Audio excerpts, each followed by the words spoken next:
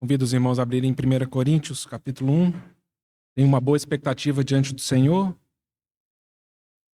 porque entendo que o próprio Espírito Santo preparou já esse segundo momento através do que foi falado, das orações, dos cânticos. Os irmãos vão perceber que é por esse caminho também que eu desejo compartilhar alguma coisa que eu considerei aqui.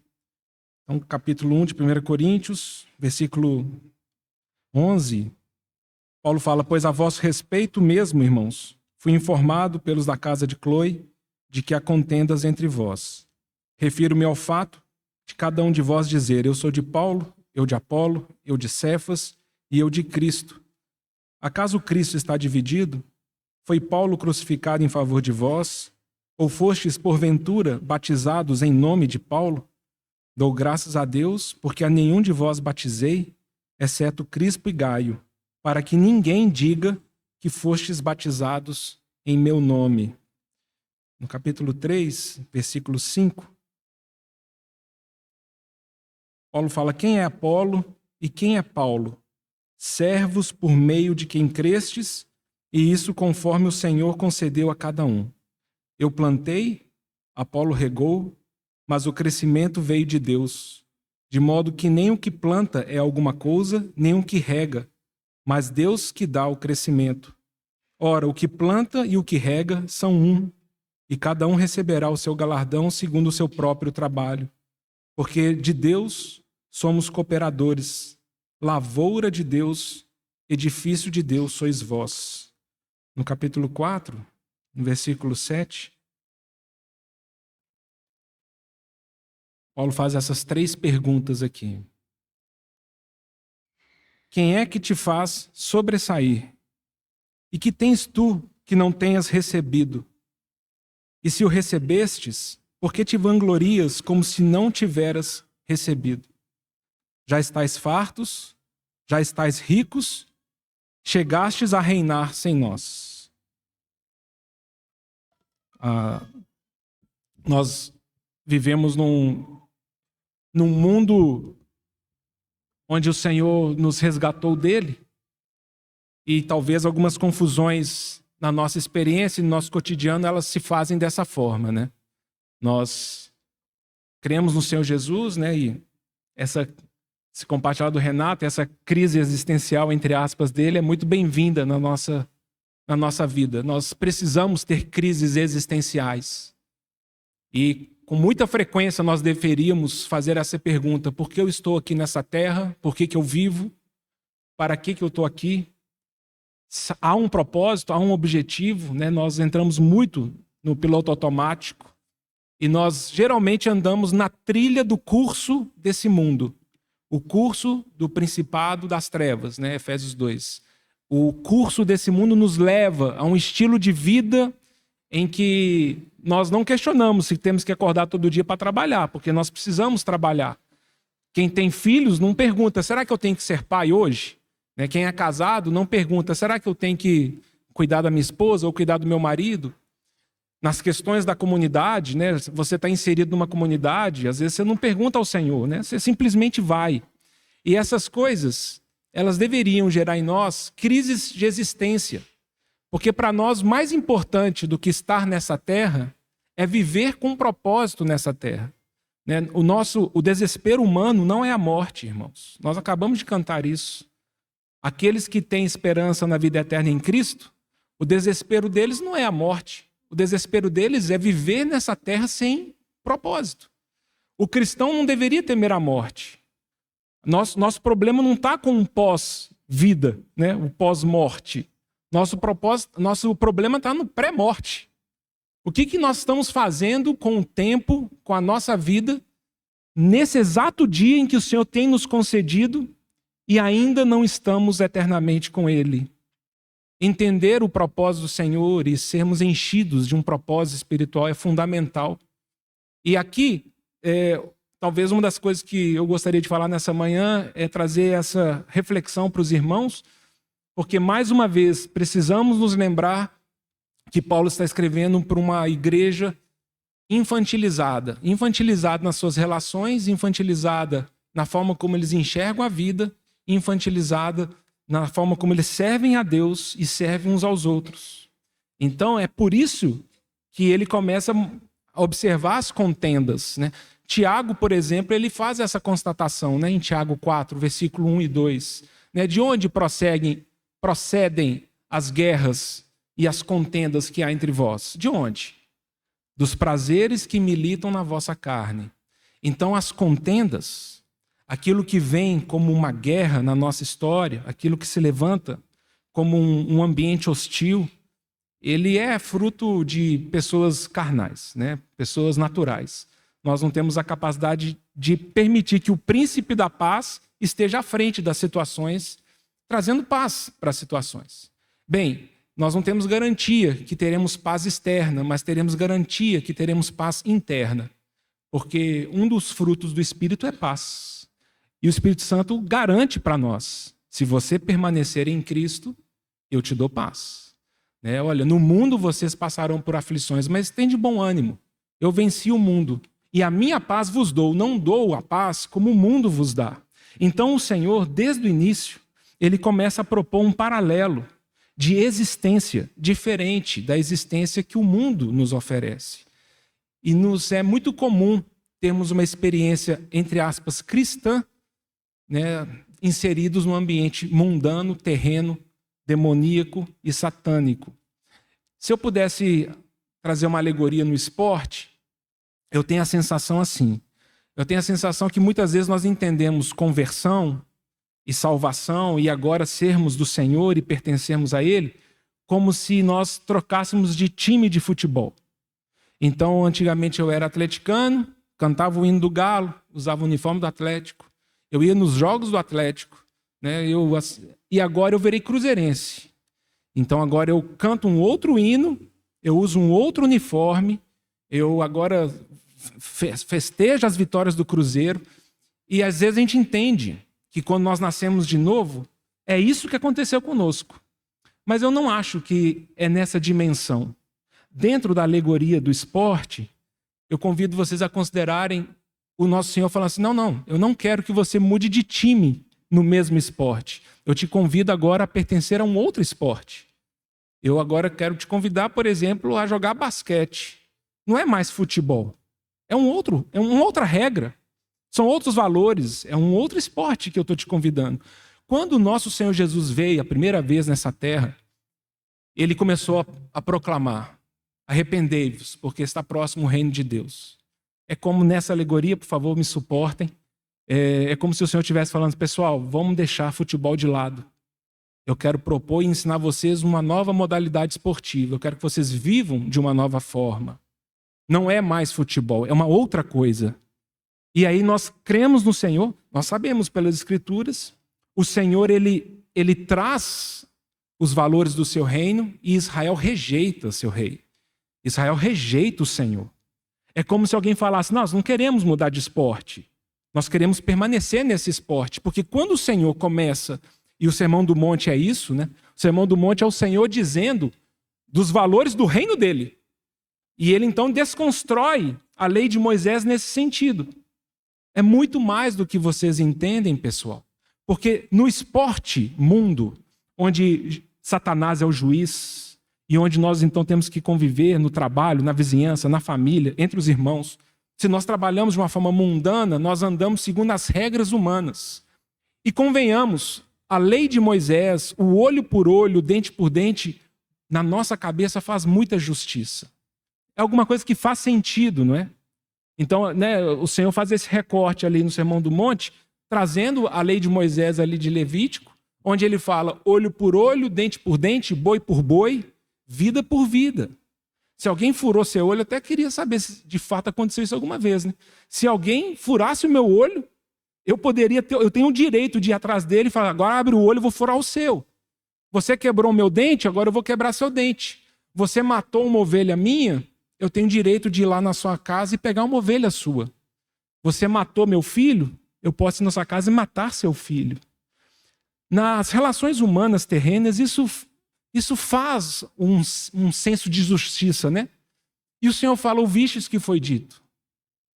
Mas eu não estou convidando vocês para esse esporte, pessoal. Eu estou chamando vocês para um outro esporte. É uma outra regra. É uma outra forma de viver. É uma outra forma de ver a vida. Por isso eu te falo. Ouviste que foi dito olho por olho, dente por dente, eu porém vos digo, não resistais ao perverso. Qualquer um que ferir tua face, volta-lhe também a outra. Se alguém der mandar contigo e quer tirar-te a capa, deixa-lhe também a túnica.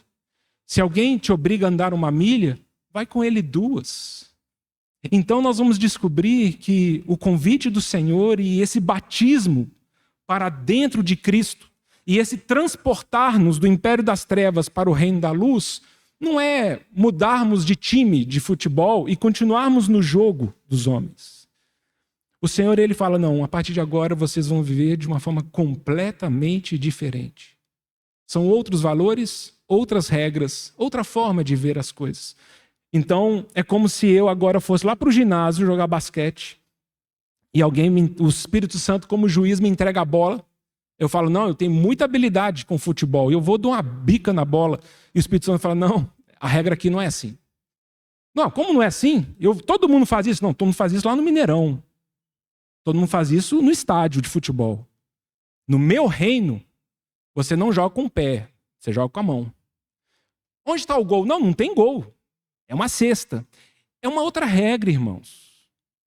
E é tão triste a gente perceber a igreja tentando testemunhar do reino de Deus com as regras do mundo. É como se nós agora quiséssemos jogar futebol, e aí, né, a gente até vê alguns atletas fazendo isso, nós nos submetemos às regras dos homens, vivemos como os homens, nos submetendo ainda aos valores terrenos, mas nós garantimos, Senhor Deus, se eu fizer um golaço domingo no Mineirão, eu vou levantar a camisa e vou mostrar lá, eu amo Jesus. E o pessoal vai bater palma ainda e falar, olha, Jesus está sendo glorificado, e talvez o Senhor ele esteja falando assim, não, você não me glorifica usando as regras dos homens. Você não me glorifica vivendo como o mundo vive. Porque eu te tirei disso. O meu convite para você é viver agora segundo as minhas leis. Mas, Senhor Jesus, o seu ginásio é tão vazio. Não tem ninguém ali. Eu fui treinar ali, Senhor, tinha 3 pessoas no ginásio. Não é melhor eu estar lá no Mineirão com 60 mil pessoas batendo palma para mim? O Senhor fala, não, o meu lugar é ali. As minhas regras são essas.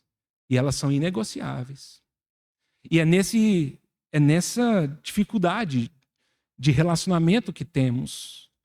Porque as contendas que surgem no nosso coração, as guerras que se dão, são numa tentativa de vivermos o reino de Deus seguindo as regras do reino dos homens. Queremos ser santos, consagrados ao Senhor, e experimentarmos um radicalismo de estilo de vida, usando como moldura, como frame, como formato, as referências humanas. Então, diga o que quiser, no final do dia eu começo a pensar, não, talvez se eu ficar rico, pode ser que Deus esteja me abençoando. Se eu tiver com saúde, os padrões tão naturais que o mundo trouxe para dentro da igreja, referência de estética, de aparência, referência de família, referência de um conceito de sucesso. Se eu tiver essa aparência, se eu usar essa roupa, se eu casar, se eu tiver filhos, se eu morar em tal lugar, então parece que Deus está me abençoando. Porque quando eu vou no Mineirão, é isso que todo mundo está procurando, é isso que todo mundo está batendo palma, sem perceber que o Senhor Jesus não está lá. Ali no mundo, aqui no mundo, as referências mundanas, o Senhor fala, não são minhas regras. Não são minhas regras. Você quer ser o maior? Nas minhas regras, você precisa ser o menor. É assim no meu reino, na minha modalidade, naquilo que eu te tirei dessa realidade, te levei para outra, é que o maior no meu reino é aquele que lava os pés dos seus irmãos. O rico no meu reino é aquele que não acumula tesouros nessa terra, mas acumula tesouro no céu. É assim. E é uma tragédia para nós olharmos o Mineirão lotado, com alguém gritando Jesus, Jesus, e a gente achar que ali o Senhor está. Com muita facilidade, os indicadores mundanos nos enganam com respeito à palavra de Deus.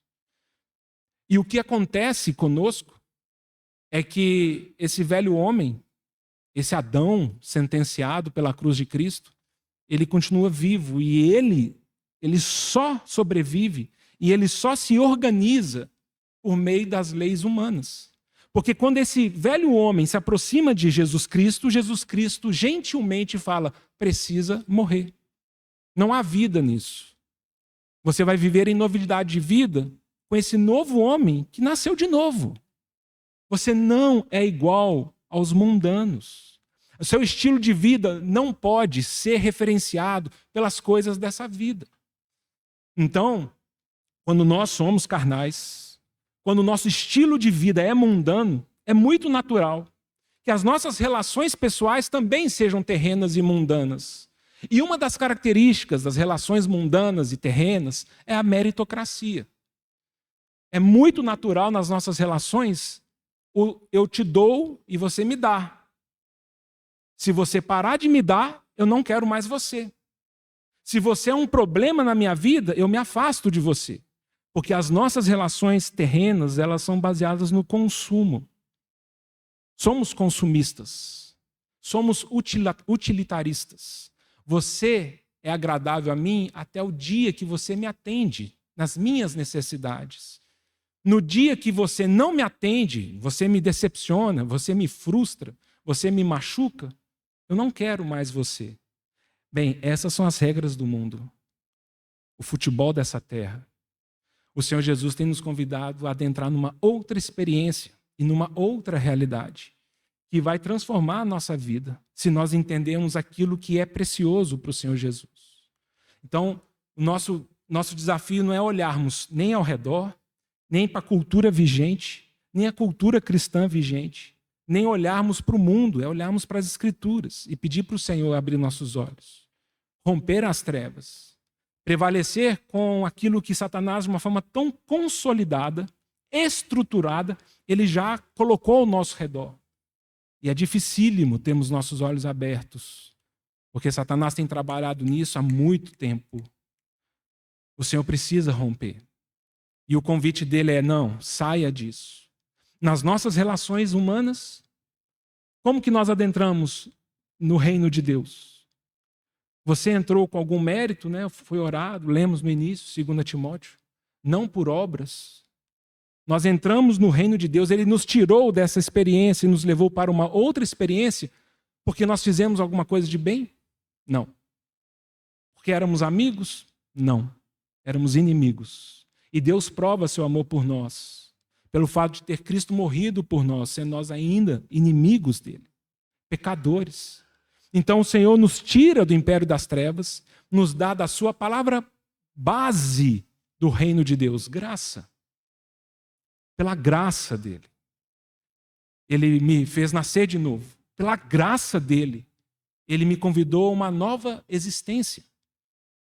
Pela graça dele, nós acordamos todo dia de manhã e nos lembramos que as suas misericórdias se renovaram. Tudo pela graça dele. Então é isso que eu recebo dele. O que ele fala para mim no reino dele e nas regras dele? Aquilo que eu te dou, dê para o seu próximo também.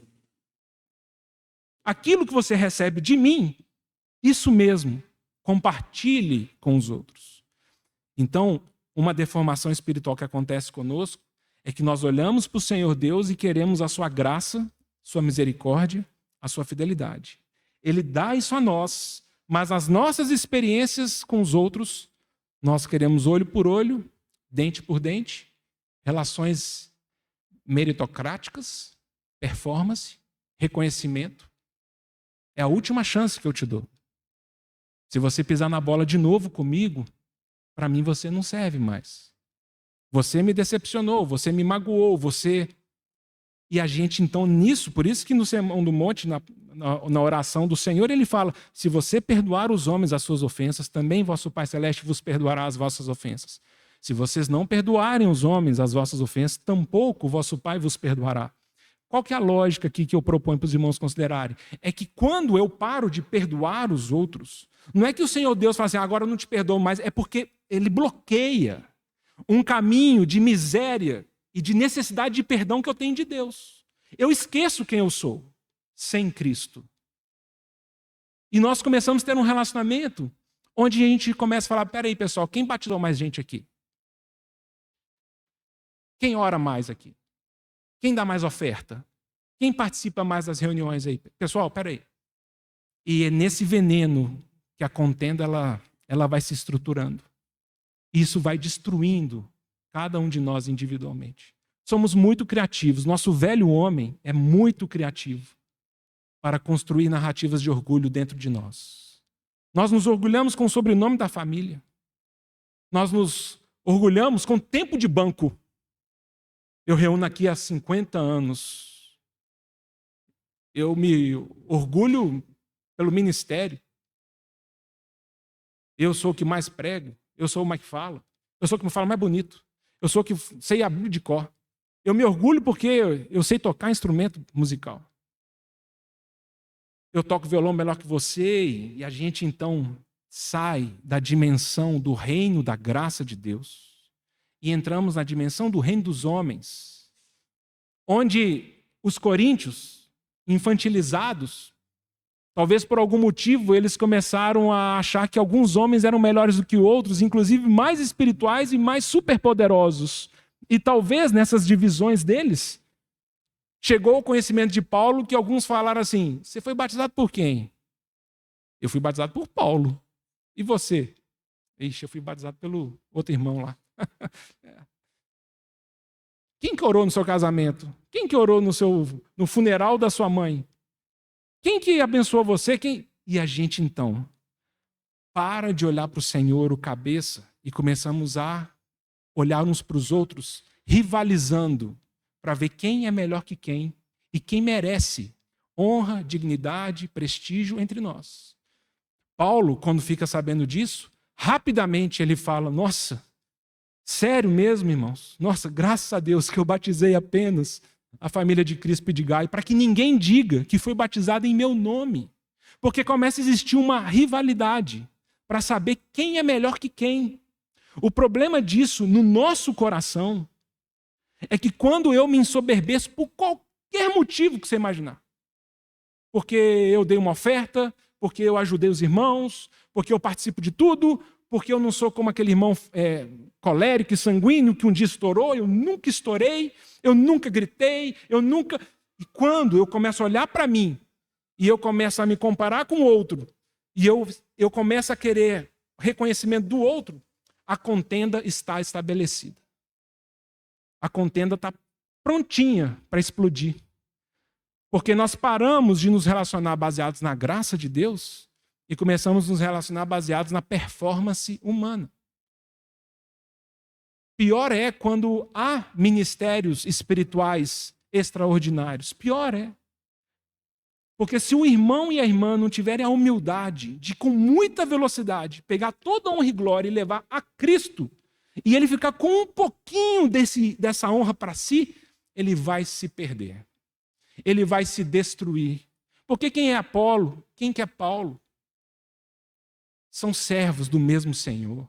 A lavoura pertence a Deus. O campo é de Deus. Um planta, outro rega, outro colhe. Mas não há um orgulho humano, pessoal. Nós não individualizamos a obra de Cristo. Nós precisamos ver isso unidos no corpo do Senhor.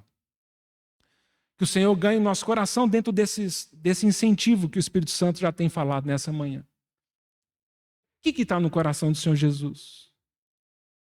O que os irmãos pensam que a mente de Cristo deseja produzir em nós? Se eu permanecer em Cristo, que tipo de ser humano eu serei?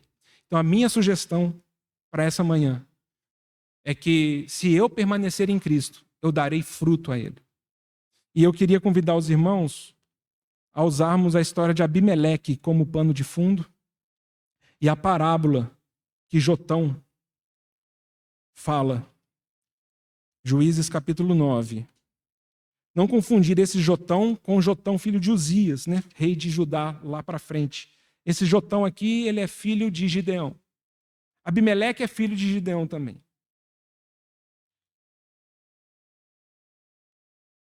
Como o nosso tempo está escasso, eu vou ler só um pedaço do texto, depois os irmãos leiam toda a história. A história de Abimeleque está aqui no capítulo 9 de Juízes.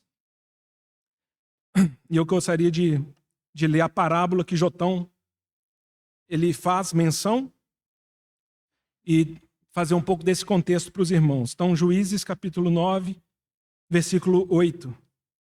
Foram certa vez as árvores a ungir para si um rei, e disseram à oliveira: reina sobre nós. Porém a oliveira lhes respondeu: deixaria eu o meu óleo que Deus e os homens em mim prezam, e iria pairar sobre as árvores? Então disseram as árvores à figueira: vem tu e reina sobre nós. Porém a figueira lhes respondeu: deixaria eu a minha doçura e o meu bom fruto, e iria pairar sobre as árvores? Então disseram as árvores à videira: vem tu e reina sobre nós. Porém a videira lhes respondeu: deixaria eu o meu vinho, que agrada a Deus e aos homens, e iria pairar sobre as árvores? Então todas as árvores disseram ao espinheiro: vem tu e reina sobre nós. Respondeu o espinheiro às árvores: se deveras me ungis rei sobre vós, vinde e refugiai debaixo da minha sombra. Mas se não, saia fogo do espinheiro que consuma os cedros do Líbano. Mais uma vez, Senhor, nós queremos consagrar esse tempo a Ti na expectativa de que o Senhor santifique nossas palavras, nossos ouvidos, nosso entendimento, e que Teu próprio Espírito Santo, e mais nenhum outro Espírito, possa falar aos nossos corações agora, Senhor. Por isso, colocamos essa meditação diante de Ti no desejo sincero de que haja prosperidade espiritual e que o Senhor possa frutificar Teus frutos em cada um de nós. Em nome do Senhor Jesus. Irmãos, eu preciso avançar aqui rapidamente, depois os irmãos estudem esse texto. Ele é muito impressionante, né? Aqui no final do capítulo 8 vai dizer que Gideão teve muitos filhos, teve 70. Gideão, um grande homem de Deus, né? Nós conhecemos a história dos 300 homens de Gideão, como ele teve seu nome trocado para Jerubaal, né? Aquele que se opõe a Baal, como o Senhor usou Gideão como um juiz em Israel. No final da sua vida ele morre e ele deixa 70 filhos, e ele tem um filho chamado Abimeleque, que não morava na sua cidade, né? Não morava ali em Omar, e morava em Siquém, e ele era filho de uma concubina. Gideão morre,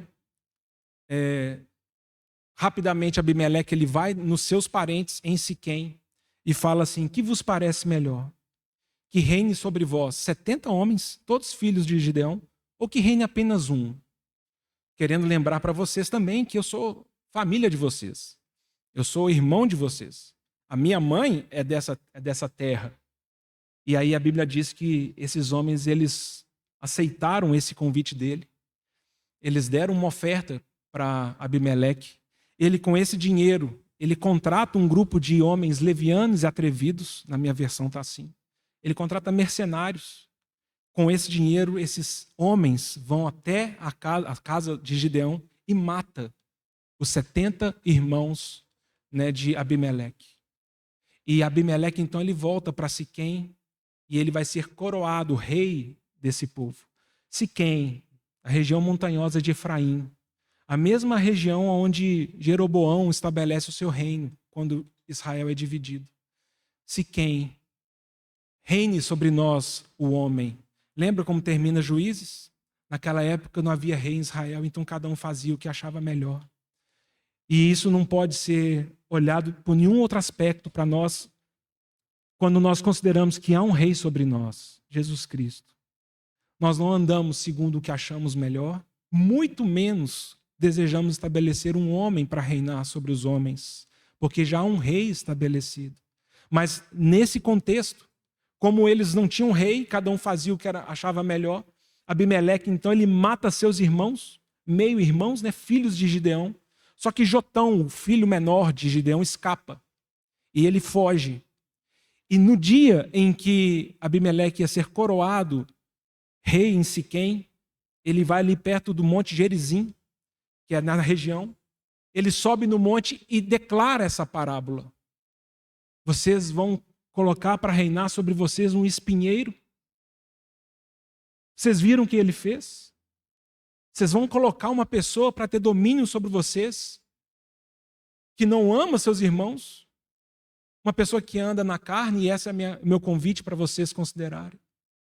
É que a primeira aplicação que eu faço desse texto é que, como já foi orado nessa manhã, o nosso velho homem, tudo aquilo que é de Adão, precisa ir para a cruz. Tudo. Ele precisa morrer. Não deixe nada vivo, porque isso que você deixa vivo tem poder para matar tudo aquilo que Deus produziu de bom. Os 70 filhos de Gideão foram mortos pelo filho da concubina, que, de uma forma astuta, ele foi e matou os seus irmãos. Da carne, de nada aproveitamos. É necessário, irmãos e irmãs, aquela mágoa que você não perdoa, aquela defraudação financeira que você sabe que fez e que precisa restituir, você segura, você precisa restituir. Aquele pedido de perdão, daquela ofensa, daquilo que você sabe que precisa se reconciliar. Faça rápido. Faça rápido, porque isso tem poder de matar a obra de Cristo em nós.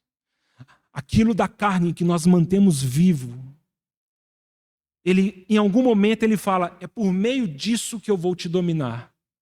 Eu vou reinar sobre você por meio disso. Lembre-se, 1 João 5,8.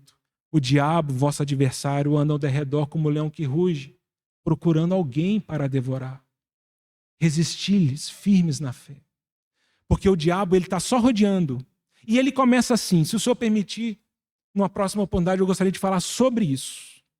Porque eu tenho chegado na conclusão que nós não temos lido a Bíblia adequadamente e a nossa falta de obediência clara às Escrituras está destruindo a nossa vida espiritual. Então o diabo ele anda ao redor e ele vai começar com... Assista... Antigamente a gente falava de Globo, né? Hoje já tem tanta opção, Netflix ou qualquer outra coisa. E nós começamos a assistir séries inadequadas, com palavreados inadequados, com comportamento e estilo de vida inadequado. E nós vamos aceitando isso. Nós paramos de questionar. Nós começamos a ter isso como referência. Depois nós começamos a consumir coisas mais pesadas. Depois nós começamos a consumir pornografia. Depois nós conseguimos permitir que a nossa cabeça e a nossa mente pense nessas coisas. E depois a gente cai em adultério. É possível um homem cair em adultério tendo uma vida de oração separada do mundo? É possível um homem cair em adultério em santidade? É possível isso, irmãos? Todos nós estamos sujeitos a isso, mas isso não é de um dia para o outro. Isso é um caminho, é um processo que você vai se permitindo. Você vai se dando essa liberdade. Você vai pensando, você vai se dando a essas ocasiões, até um dia que Abimeleque vem e mata os 70 filhos de Gideão. Ele vai destruindo a obra de Deus em nós. Isso porque nós não temos a coragem de resistir a tudo que é ilegítimo dentro de nós. Esse filho da concubina não vai me dominar. Isso não é do Senhor. Pensamento de ódio não é do Senhor. Pensamento de ira, difamação, calúnia, divisão entre os irmãos, isso não vem do Senhor. O Senhor me mostrou esse filho ilegítimo, Senhor, mata isso em mim, antes que isso me mate. Destrua isso na minha vida antes que ele destrua tudo aquilo que o Senhor fez em mim. Tudo aquilo que o Senhor já me deu, todos os filhos que foram gerados legitimamente. Meu ministério, meu serviço. Destruído porque teve uma situação que eu não abri mão. Por isso que muitos irmãos dizem ali de João, quando o Senhor fala para os seus discípulos, é chegada a hora das trevas. O príncipe desse mundo está aqui e ele nada tem em mim.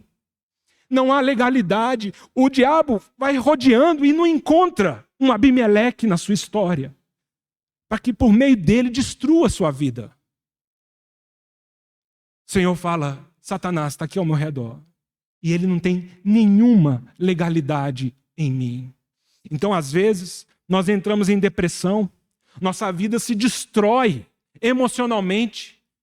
Talvez seja um pequeno detalhe lá atrás que você não resistiu. E por meio dessa pequena situação, o inimigo ele entra, encontra legalidade, encontra uma brecha e começa a te destruir. Você começa a comprar autocomiseração. Você começa a comprar autopiedade.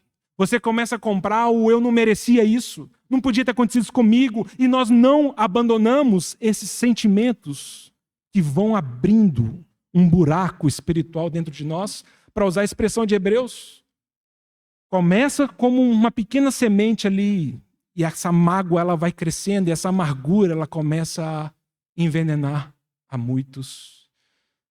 Na semana passada, Mateus nos lembrou da tentação do nosso Senhor. O Espírito Santo levou o Senhor Jesus ao deserto. E quando estamos no deserto, irmãos, é um período muito perigoso para nós. Porque nós temos fome, porque nós olhamos as noções de glória da terra, porque nós percebemos carências, mas são todas na esfera humana. E é nessas carências que o diabo ele se insinua para nós. E o que é interessante aqui, né, na parábola é que Jotão, então, ele vai dizer, olha, essa pessoa que vocês estão colocando para reinar sobre vocês, ela não é uma árvore que dá frutos, ela é um espinheiro. E eu queria ficar nessa expressão, para você considerar. Eu fiquei pensando, né, já tem muito tempo que eu tenho pensado nessa... Eu estava até pensando em falar isso na época quando eu falei sobre guerra civil. Aí acabou que eu fui para Absalão. Mas aqui há uma guerra civil, e aqui há uma parábola muito bonita, na minha opinião. Oliveira, venha reinar sobre nós.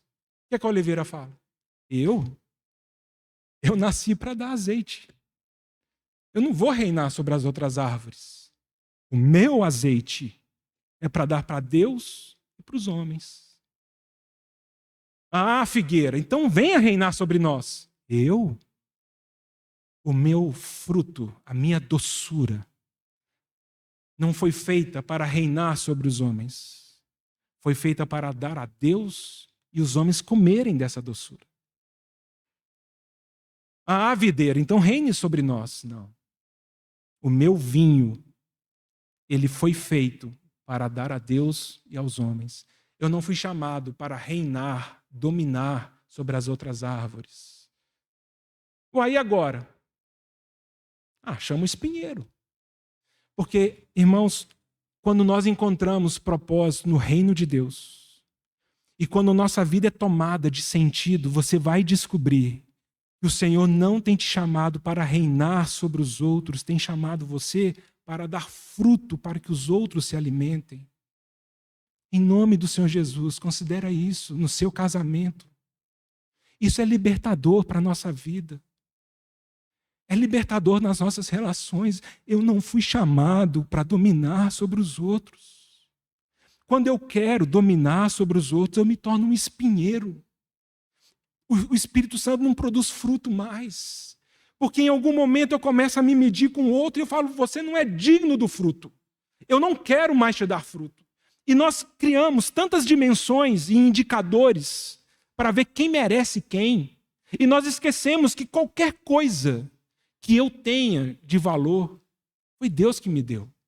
Então quem é que te faz sobressair? O que você tem que você não tenha recebido? E se você recebeu, por que você se vangloria? Como se você não tivesse recebido. Por que no seu casamento você acha que você é melhor que seu marido?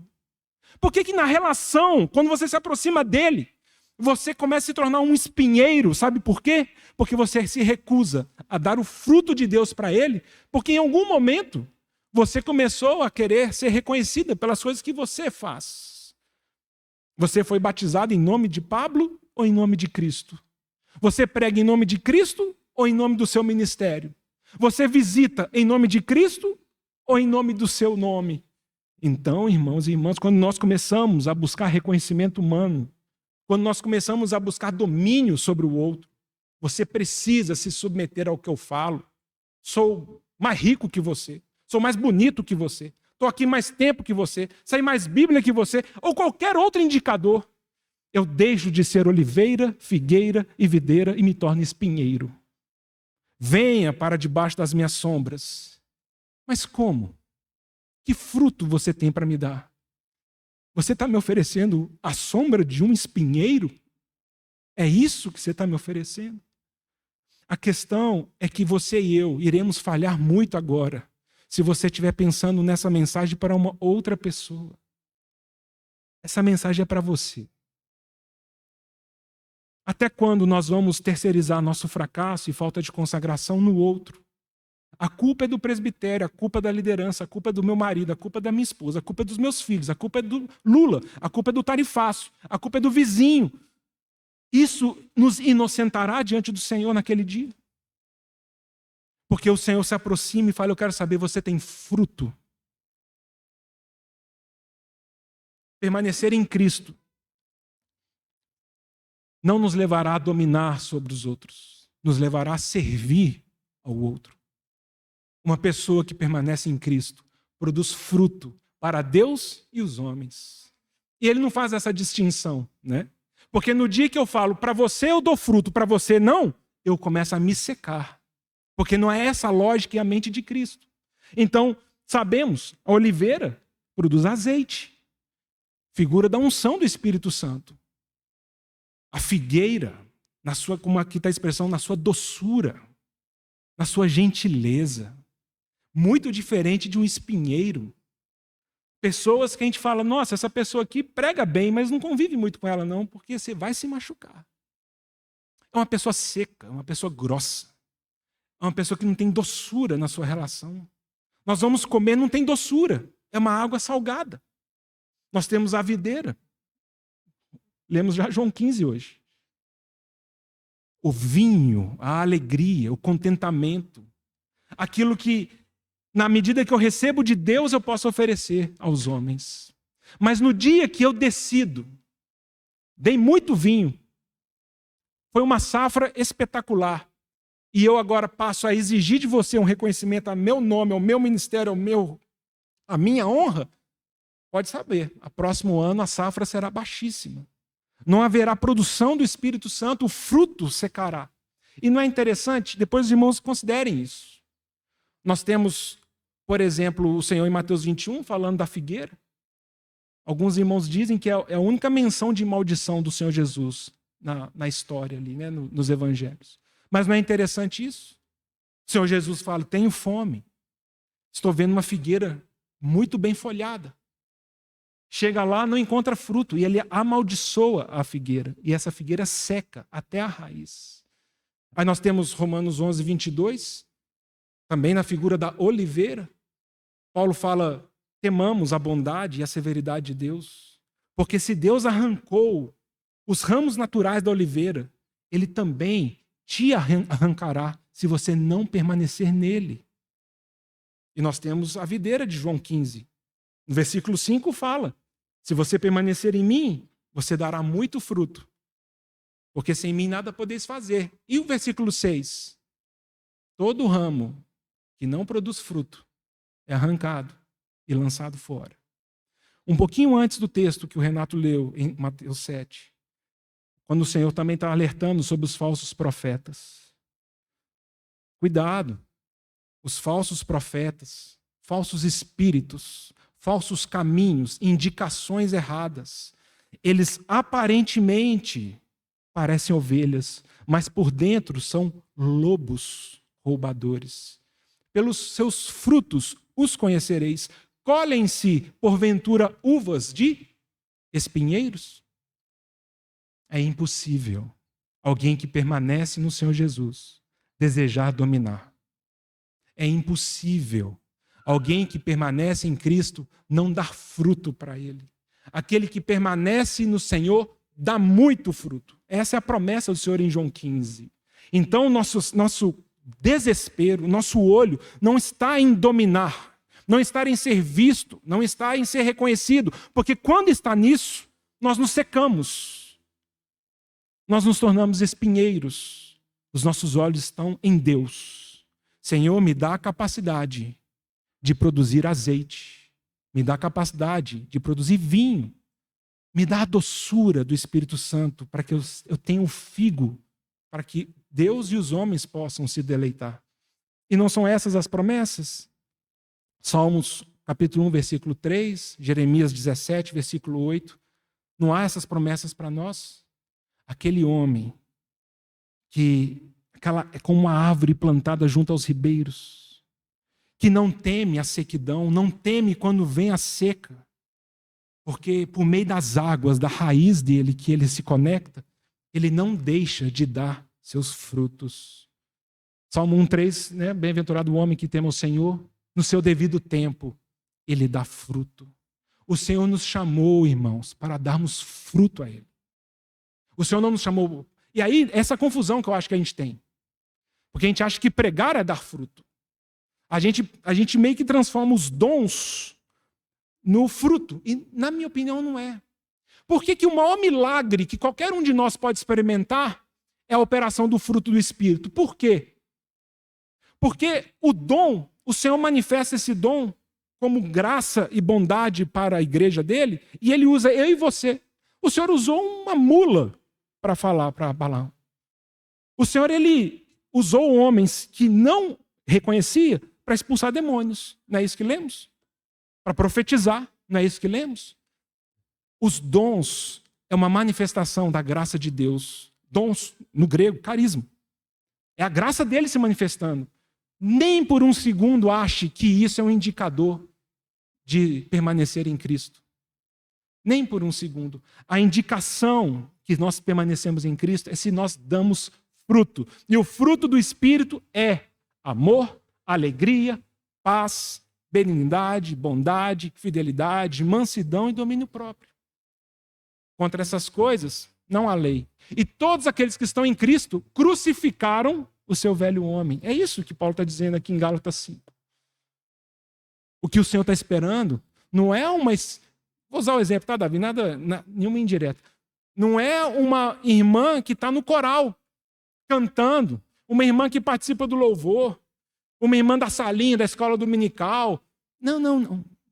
O que o Senhor está procurando é uma mulher que produz fruto a Ele. Uma mulher frutífera a Ele. Essas coisas são consequência. Elas não são o fim. E quando nós começamos a olhar para essas coisas, invariavelmente nós começamos a falar, bem, pessoal, quem foi batizado em meu nome aí? Vamos nos comparar. Quem é você para falar comigo? E nós começamos a dar carteirada ministerial, começamos a dar carteirada humana nas nossas relações, sem entender que o Senhor fala, você não foi chamado para dominar, você foi chamado para servir. O seu chamado é que você seja uma mulher frutífera. Irmão, se você falhar enquanto marido, você está falhando nos seus ministérios mais básicos de existência. E é assim que as Escrituras nos apresentam uma nova vida em Cristo Jesus. Não é uma preocupação em ministérios. Caso contrário, esse texto que o Renato leu nessa manhã não faria sentido. Muitos naquele dia me dirão, fiz, e o Senhor fala, o que importa? Cadê o fruto? O fruto só é possível para aquele que permanece. Por isso que o fruto do Espírito é o maior milagre que nós podemos desfrutar. Por quê? Porque ele não só depende da soberania poderosa de Deus, mas depende da permissão do homem para que ele frutifique em nós. Por isso, um homem cheio do fruto do Espírito Santo é um milagre. Por quê? Porque não é só o Deus Todo-Poderoso trabalhando na vida dele, mas é um pecador que escolheu servir. É um pecador que escolheu morrer para que o Senhor pudesse produzir seu fruto. Se o grão de trigo cair na terra e não morrer, fica ele só. Mas se ele morrer, ele dá muito fruto. Desejemos morrer, irmãos. Esse é o jogo do reino de Deus. Essa é a regra do reino de Deus. Aquele que vive, morre. E aquele que morre, vive. Nossa referência não é o jogo dos homens. Por isso que o Senhor já profetizou, naquele dia, os últimos serão os primeiros. E os primeiros serão os últimos. Então é necessário que o Senhor ele abra os nossos olhos espirituais. Quando o meu coração ele desiste de dominar meu irmão e reinar sobre ele, o inimigo não vai encontrar em mim um caminho para a contenda uns com o outro. Porque a única coisa que eu quero te dar, irmão, é azeite, figo e uva, e vinho. É isso que eu quero te dar. Eu sou uma oliveira. O Senhor me chamou para produzir azeitonas para ele e para os homens. E quando nós esquecemos dessa verdade, então, a nossa vida espiritual ela vai se corrompendo. Nós não temos tempo, eu queria depois que os irmãos, só chamar a atenção para os irmãos, mais de 3 pontos aqui na história de Abimeleque. O primeiro ponto é que, não sei quantos estão com a Bíblia aberta, mas no versículo 23 fala assim: suscitou Deus um espírito de aversão entre Abimeleque e os cidadãos de Siquém, e estes se houveram aleivosamente contra Abimeleque. Primeiro ponto que eu gostaria que os irmãos relembrassem é que, como até o Renato já falou nessa manhã, tem muita situação na nossa vida que Deus permite porque Ele deseja destruir o espinheiro. Ele quer que o espinheiro seja destruído. Ele quer que o nosso velho homem seja aniquilado. Quando nós nos submetemos ao Senhor, no sentido de entender que nada na nossa vida pode acontecer sem a permissão dEle, nós começaremos a enxergar as doenças, os acidentes, os incidentes, as pessoas, as circunstâncias de uma outra forma. Também na terça-feira foi nos lembrado Tiago, capítulo 1. Tende por motivo de toda alegria o passardes por várias provações. Como é possível isso? Se eu não entender que, quem sabe, o Senhor está me trazendo essa provação para matar meu velho homem, para destruir meu Abimeleque. O Senhor levantou. E é tão bonito no Velho Testamento, porque temos tantas dessas expressões no Velho Testamento, que a gente olha humanamente falando uma situação, mas o Espírito Santo escreve. Não, foi Deus. Deus permitiu. Deus levantou. Deus levantou pessoas. Tem pessoas que a gente fala, não, de graça essa pessoa me odeia. De graça. Tem gente que a gente fala, não, essa aqui eu acho que eu pesei na bola com ela. Dá até para entender que ela não gosta de mim. Mas tem gente que você fala assim, de graça, essa pessoa não vai com minha cara. Nós temos 2 caminhos. Um caminho é o humano. Quem é você para não gostar de mim? Você sabe quem que eu sou? Você sabe quem que eu faço? Você, né? E aí nós nos tornamos espinheiros. Nós temos um outro caminho. Igual Davi, quando Simei estava amaldiçoando ele. Deixa. Eu acho que o Senhor está querendo mostrar meu orgulho. Eu acho que o Senhor está querendo mostrar que eu estou muito arrogante. Eu acho que o Senhor está querendo matar meu Abimeleque. Eu acho que o Senhor está querendo mostrar que eu estou andando muito confiado, porque um monte de gente me louva. O Senhor levantou alguém para jogar umas pedras e me amaldiçoar. Eu só não quero me perder nesse caminho, Senhor. E eu quero produzir fruto para o Senhor e para os homens. Então, também semana passada, Celso lembrou do censo de Israel, né? Em Samuel vai dizer que é Deus, em Crônicas vai dizer que é o diabo. Né? O diabo incitou o coração de Davi. Há contradição aí? Não, não há. Porque Deus, na sua soberania, permitiu que o diabo operasse. Mas nós, como filhos de Deus, temos que crer que todas as nossas situações estão debaixo da autorização divina. Todas. Existe a vontade diretiva de Deus e a vontade permissiva de Deus. Então não era uma vontade diretiva de Deus que o pecado de Davi matasse 70 mil homens.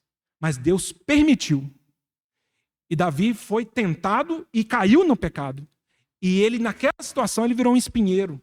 E ele matou, por meio do seu pecado, 70 mil homens. Então, irmãos, é o conselho ali de Provérbios 3, 5 e 6. Reconhece o Senhor em todos os seus caminhos e Ele endireitará as tuas veredas. Não sejais sábios aos vossos próprios olhos. Então, Senhor, eu não estou entendendo porque eu estou passando por isso. Senhor, se eu pudesse escolher, não passaria por essas privações, por essas provações, por essas tribulações, mas eu sei que a minha vida está nas tuas mãos e que eu te clamo, Senhor, é que eu não deixe de produzir fruto a ti. Porque no dia que eu paro de desejar permanecer em Cristo e produzir fruto, eu me seco como um espinheiro. A segunda questão aqui é que depois os irmãos leem, é muito impressionante, né, o final da história, porque aí o pau quebra, né, Abimeleque levanta os seus homens, vai ter guerra, briga e tal, e no final ele no dia seguinte, lá, até parece que a história acabou, ele vai atrás do pessoal de Siquém e começa a querer perseguir os cidadãos. E o povo se esconde na torre de Siquém. Abimeleque, ele vai na floresta, pega galhos, pega madeira, manda todos eles imitarem ele. Ele desce, ele coloca esse fogo ali na base da torre de Siquém e taca fogo ali. E a gente lê isso aqui, vai achando que é mais ou menos, aí vai chegando no final do versículo 19 e fala assim, e morreram uns 1000 homens e mulheres. Ele matou essas pessoas. E aí ele vai para Tebes. Depois, se vocês lerem o versículo 52, Abimeleque veio até a torre, pelejou contra ela e se chegou até a sua porta para incendiar. Abimeleque fala assim, eu peguei a manha, fiquei bom nisso. Vou atacar fogo em todo mundo que é contra mim. E aí ele foi em outra cidade, ele foi lá para Tebes e falou, agora eu vou também tacar fogo nesse povo e vou matar esse povo também. Sabe por quê, irmãos? O nosso velho homem. Gálatas 5, irmãos, considerem isso. As obras da carne são conhecidas. A Bíblia já fala. Dissensão, facção, inveja, porfia, ciúme, é obra da carne. Nós precisaríamos resistir a isso. Não tem negociação nessas coisas. A nossa carne, sabe o que acontece com a gente? Quando nós nos achamos injustiçados, alguma situação que a gente acha desequilibrada, indigna, nós nos tornamos violentos para com o outro. Abimeleque, ele taca fogo nas pessoas que antes ele desejou reinar sobre elas. E isso era cumprimento profético de Jotão. Por isso que ele fala isso. E a Bíblia termina a história contando isso. Cumpriu-se a profecia de Jotão. O espinheiro cospe fogo nas pessoas. Uma pessoa que anda na carne, mais dia, menos dia, ela não sabe lidar com a frustração. Ela não sabe lidar com o vestir-se de roupas de humildade. Ela não tem paciência no Senhor, ela não espera no Senhor, ela não aguarda no Senhor, ela já vai para o fight, ela já vai para o ataque, ela já vai para a luta. Abimeleque, os espinheiros, eles querem destruir tudo aquilo que é contra eles. Essa é uma crise que temos nas nossas relações. Meus inimigos, eu não tenho piedade nenhuma deles. E a chance que eu tenho de expô-los, envergonhá-los, diminuí-los, destruí-los, deixa pisar na bola para você ver se eu vou acabar com você. Essa é a mentalidade do espinheiro, que não pode produzir fruto espiritual. É uma rivalidade, é uma competição. É uma tentativa de dominar, de manipular, de prevalecer. E aí nós nos tornamos uma contradição ao reino do nosso Senhor. Em nome do amor, nós nos odiamos. Em nome da fraternidade cristã, nós nos dividimos. Nós, por qualquer antipatia, qualquer situação que você acha que você tem o direito de se levantar contra a liderança da comunidade, por exemplo, você começa a sabotar a liderança e a comunidade. É a ideia do quanto pior, melhor. Eu quero atacar fogo em tudo. Ou é aquela mulher que matou seu filho e foi lá para Salomão e falou, corta o outro pela metade, ninguém tem vida aqui. Por que ele vai ter vida e eu não vou ter? Por que essa pessoa recebe e eu não vou receber? Então é melhor ninguém ter nada. E nós desprezamos o que as Escrituras nos ensinam, como devemos viver. Nós rejeitamos a instrução clara das Escrituras. Nós tacamos fogo nos irmãos. Nós tacamos fogo na esposa. Nós tacamos fogo no marido. Os filhos, quando são pequenos, é uma gracinha. Vira adolescente para cima. Muitas vezes nós começamos a atacar fogo nos filhos. Você é um ingrato.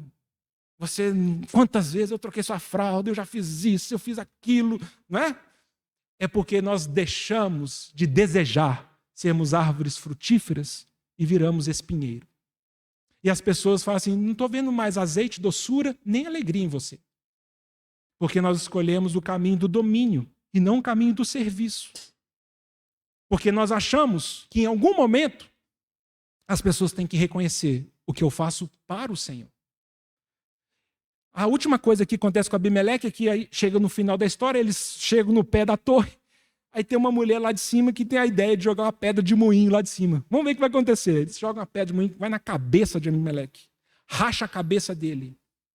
E aí é interessante porque no versículo 54, ele fala assim, Chamou então seu moço, seu escudeiro, e lhe disse: desembainha tua espada e mata-me, para que não se diga de mim, mulher o matou. Tarde demais. A Bíblia já registrou. Abimeleque foi morto por uma mulher. E como que nós podemos interpretar esse texto? Porque aquilo que o Senhor criou para ser uma ajudadora, uma auxiliadora, se tornou o motivo da morte dele. A mulher aqui nas Escrituras, um pouquinho antes, os irmãos devem conhecer bem a história ali de Juízes 4, né, Débora, a profetisa, né, quando Baraque também vai para a guerra, o Senhor levanta Débora e fala assim: Baraque, Deus vai te entregar nas mãos dos nossos inimigos. E ela dá todo o mapa. O Senhor mandou você ir para tal lugar, vai acontecer isso, ele vai trazer o exército, você fica tranquilo, o Senhor entregou nada. O que Baraque responde? Só vou se a senhora for. Não, literalmente ele fala assim: se você não for, eu não vou. Agora, se você for comigo, eu vou. Débora responde: ok, Baraque, mas a honra da vitória não será te dada. Deus vai levantar uma mulher para matar o inimigo. Não é isso que acontece, talvez, em Isaías 3? Quando o Senhor ele também fala contra Jerusalém e Judá? É muito impressionante. Isaías 3, de 1 a 12. Ali o profeta fala assim: o Senhor dos exércitos, ele vai tirar de Jerusalém e Judá o apoio, o suporte, o sustento do pão, o sustento da água. O Senhor vai tirar o juiz, o capitão, o conselheiro. O Senhor vai tirar o ancião. Ele vai tirar o profeta, ele vai tirar a vidente. Ele vai tirar. E ele vai colocar uma outra coisa no lugar. A gente fala: o que vai colocar? Vai colocar crianças para governarem o seu povo. E no versículo 12 ele fala: e as mulheres estarão à testa do governo. O que significa isso? Aplicando isso numa tipologia para nós. É que aquilo que deveria ser de auxílio, aquilo que deveria existir, mas não é a essência, aquilo que não deveria contar nossa história e definir quem somos, se torna tão desproporcional na nossa vida que isso também nos mata. Isso nos mata. Eu sei que eu ganho uma péssima nota de popularidade com as irmãs aqui, sei disso. E é um risco que eu estou disposto sempre a correr. Mas você não foi chamada para ser mãe, você foi chamada para ser serva de Cristo. A mãe é um ministério nessa terra. Na eternidade não é isso que conta a sua história. Qualquer ministério nosso, ministério da palavra, eu não fui chamado para pregar a palavra, eu fui chamado para ser servo de Cristo. Quando eu inverto essas ordens, vira um problema. Porque qualquer situação que ameaça o meu ministério, eu viro um espinheiro. Porque eu não enxergo que podem me tirar todas as coisas. Não é isso que me define. A minha identidade é o Senhor. Cuidado. Às vezes as coisas dessa vida vão poder te matar espiritualmente. Abimeleque, o rei de Siquém, uma mulher matou ele. Uma situação muito mais frágil, uma coisa muito menor, acabou com a sua história. E eu termino querendo fazer menção de Hebreus capítulo 6.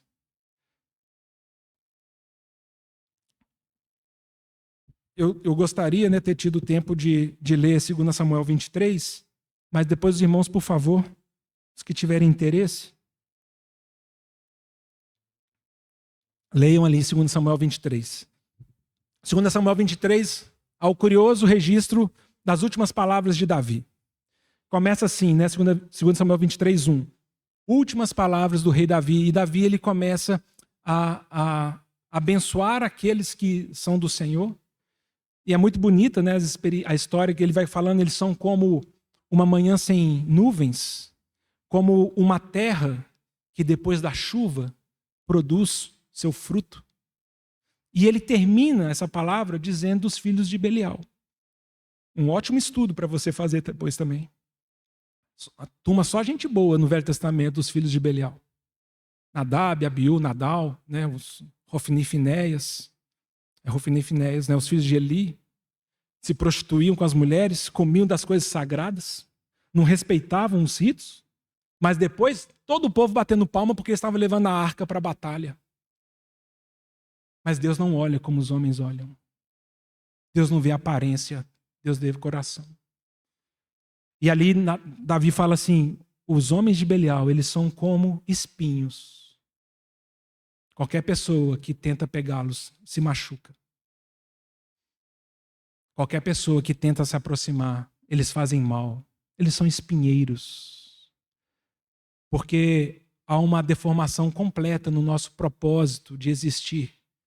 Quando eu paro de desejar dar fruto e começo a desejar a reinar, a dominar. E eu lendo isso me lembrei de Hebreus 6. E eu acho que faz uma profunda, um paralelo interessante aqui. Os irmãos devem conhecer o texto aqui de Hebreus 6:4.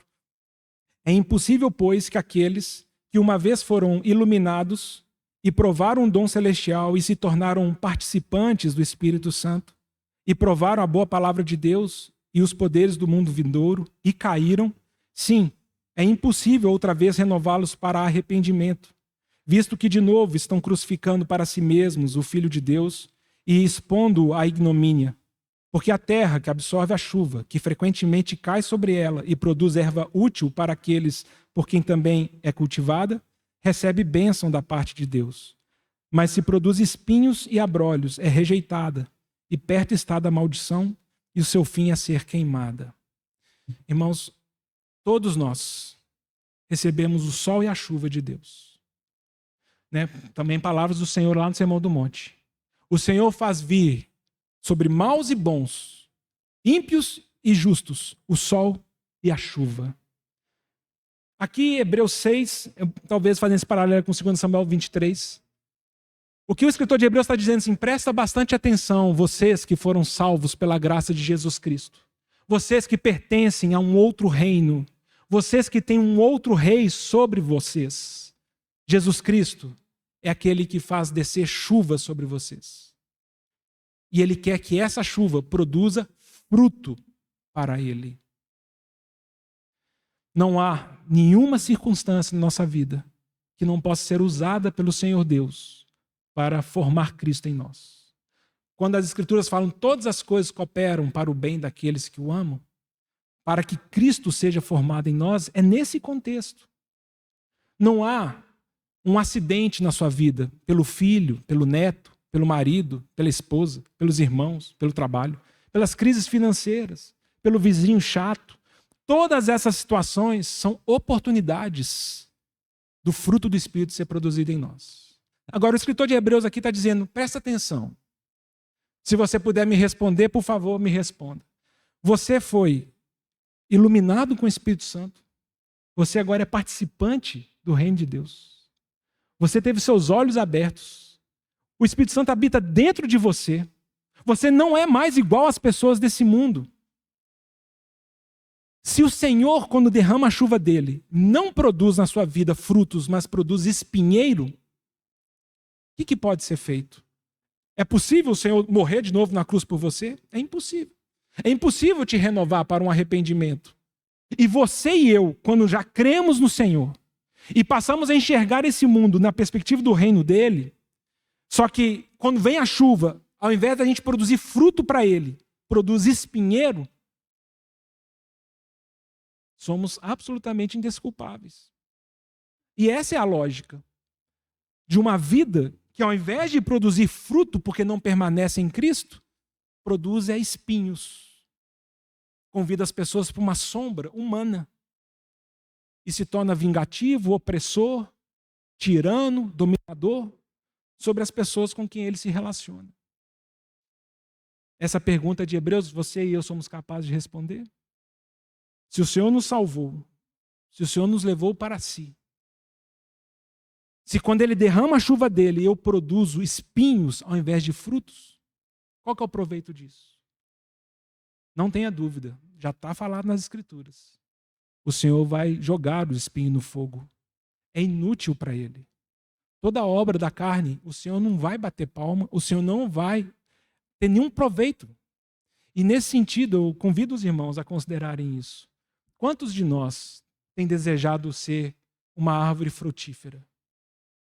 Dominar sobre os outros, acho que todos nós somos tentados, e de muitas formas somos. Somos tentados a dominar a nossa esposa, somos tentados a dominar nosso marido, somos tentados a dominar nossos filhos, mas cuidado. Ali seu filho não vai encontrar unção, doçura e alegria. Ele vai encontrar espinhos. Então desejemos permanecer em Cristo. Isso aí é possível para nós? Não, a Bíblia já fala que não é, tá, irmãos? Por isso que é um milagre. Isso só é possível para aqueles que desejam permanecer em Cristo. A promessa é: se você permanecer em Cristo, você dará fruto.